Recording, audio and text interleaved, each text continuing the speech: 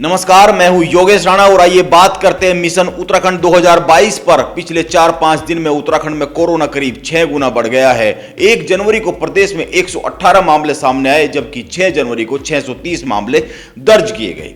सरकार ने सख्ती की है, लेकिन चुनावी रैलियां और कार्यक्रम उसी रफ्तार से चल रहे हैं। इसीलिए एक सवाल उठ रहा है कि क्या रैलियां और वोटिंग ऑनलाइन हो सकती है? अगर चुनाव के लिए डिजिटल मंच सजता है तो 3 बातें महत्वपूर्ण है। नंबर 1, पार्टियों की ऑनलाइन ताकत। नंबर 2, उत्तराखंड में जमीनी हकीकत। और नंबर 3, राजनेताओं की इच्छा शक्ति। इन तीनों पर बात की जा सकती है। अगर भाजपा, कांग्रेस और आम आदमी पार्टी की ऑनलाइन ताकत की बात करें तो नंबर 1, उत्तराखंड कांग्रेस के फेसबुक पेज पर करीब 98,000 फॉलोअर्स है, तो बीजेपी के 2,61,000 के करीब। नंबर 2, कांग्रेस के ऑफिशियल ट्विटर हैंडल पर करीब 67,000 फॉलोअर्स है, जबकि बीजेपी के हैंडल पर करीब 1.25 लाख। और आम आदमी पार्टी के ट्विटर हैंडल की बात करें तो करीब 30,000 फॉलोअर्स है। इस तरह से भाजपा यहां पर अधिक फॉलोअर्स रखती है, लेकिन सवाल यह नहीं है कि किसके कितने फॉलोअर्स है। सवाल तो यह बनता है कि इन सारे फॉलोअर्स को जोड़ भी दे तो भी करीब 5.5 लाख बनते हैं। और प्रदेश में नई सूची के हिसाब से वोटर 81,43,922 है। लेकिन तस्वीर यह भी अधूरी है। चुनाव आयोग ने अपनी प्रेस ब्रीफिंग में खुद बताया है कि उत्तराखंड में कुल 11,647 बूथ है, जिनमें से 6,000 ऐसे हैं जिन तक वाहन नहीं जा सकता है।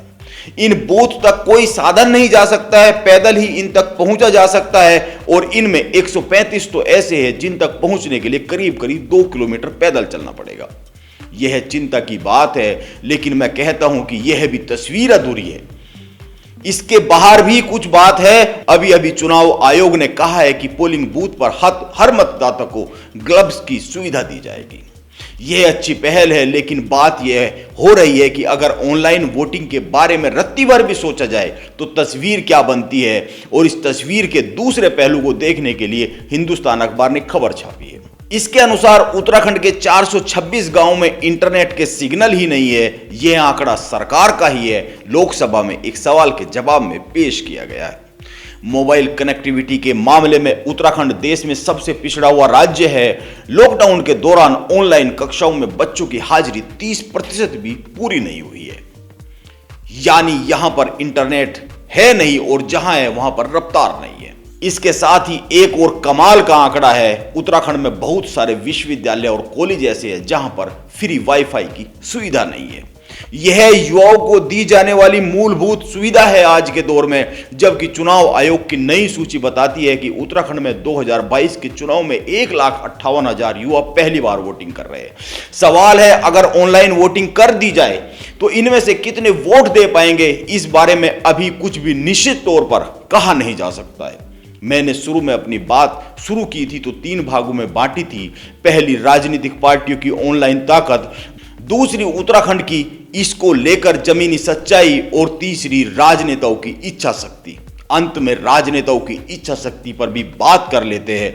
हिंदुस्तान अखबार ने एक और खबर छापी है। हालांकि यह इंटरनेट पर खूब वायरल हो रही है, लेकिन फिर भी इस पर चर्चा कर ही लेते हैं। 1,000 बच्चों में से 19 नवजात इसलिए दम तोड़ देते हैं क्योंकि उनको समय पर उचित इलाज नहीं मिल पाता है। यह हल्द्वानी के सुशीला तिवारी अस्पताल का अध्ययन है। और ध्यान में रखना चाहिए कि केवल 4 जिलों पिथौरागढ़, बागेश्वर, अल्मोड़ा और चंपावत का है। उन बच्चों से जो बच्चे रेफर किए जाते हैं सुशीला तिवारी हॉस्पिटल में, उन पर आधारित है।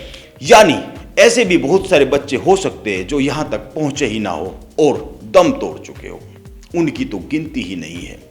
और अगर पूरे प्रदेश की तस्वीर बनाए तो हालात और भी चिंताजनक हो सकते हैं। यह डराने वाली बात है और यह भी दर्शाती है कि उत्तराखंड की 21 सालों में जितने दावे और वादों की बरसात ये नेता करते रहते, उनमें से कितने पूरे हो रहे हैं। इसीलिए मेरा सवाल है कि 3 साल में कोविड परेशान किए हुए है, जान निकाले हुए है और लगातार चुनाव भी हो रहे हैं।